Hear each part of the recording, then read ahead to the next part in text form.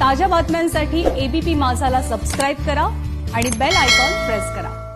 तर इकडे नाशिकचं ग्रामदैवत असलेल्या कालिका माता मंदिरातून आढावा घेतलाय मुकुल कुलकर्णी यांनी। आपण आता नाशिकचं ग्रामदैवत असणाऱ्या कालिका माता मंदिराच्या परिसरामध्ये आहोत आणि आपण बघतोय की भाविक हे मंदिराच्या बाहेर उभं राहून देवीचं दर्शन घेत आहेत, देवीची आराधना घेत आहेत। कारण कोरोनामुळे अद्यापही मंदिरं सुरू करू नयेत अशा स्वरूपाचा आदेश सरकारकडनं आलेला आहे। एकीकडे लढा चालू आहे, मंदिरं सुरू करावीत, मात्र भाविक बाहेर आहेत आणि देव गाभाऱ्यामध्ये आहे अशी स्थिती आहे।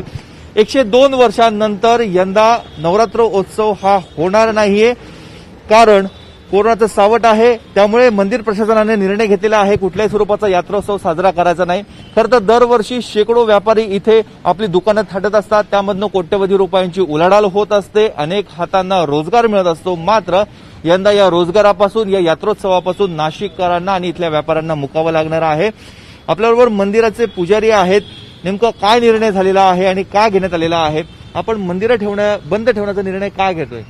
कारण की सरकारची तशी भूमिका आहे की मंदिरं ही बंदच राहावी, त्यामुळे त्या भूमिकेला अनुसरून आम्हाला हा निर्णय घ्यावा लागलाय। आणि या निर्णयामुळे आज हजारो जे छोटे मोठे व्यापारी आहेत त्यांचं अक्षरशः अत्यंत नुकसान होणार आहे। आणि त्यांचे जे छोटे मोठे व्यापारी जे याच्यावर अवलंबून आहे वर्षानुवर्ष यात्रेंवर वगैरे, त्यांचं फार मोठं नुकसान आहे। आणि त्यांचा काही जणांचा तर पोट भरण्याचा सुद्धा प्रश्न याच्यावर अगदी अवलंबून आहे, तो सुद्धा त्यांना आता त्यांचा भेडसावत आहे।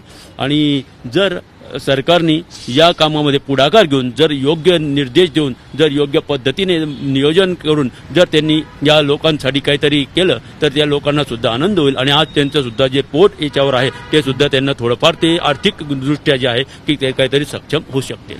तर यात्रा उत्सव झाला पाहिजे, भले रस्त्यावरती शॉर्टेज कमी आहे, पण मग प्रशासनाने, पोलीस कर्मचाऱ्यांनी, स्थानिक पुजाऱ्यांनी, स्थानिक मंडळांनी, सर्वात महत्त्वाचं नागरिकांनी जर काळजी घेतली की इतर नवरात्रामध्ये मला 2 तासामध्ये दर्शन व्हायचं, यावेळेस मला 6 तास दर्शनाला लागले तरी चालेल, पण मी सोशल डिस्टन्स ठेवूनच दर्शन करणार, ही भावना असेल तर प्रशासनालाही परवानगी द्यायला काही अडचण नाही। नागरिकांची साथ महत्वाची सर। कॅमेरामन किरण कटारेसह मुकुल कुलकर्णी, एबीपी माझा, नाशिक।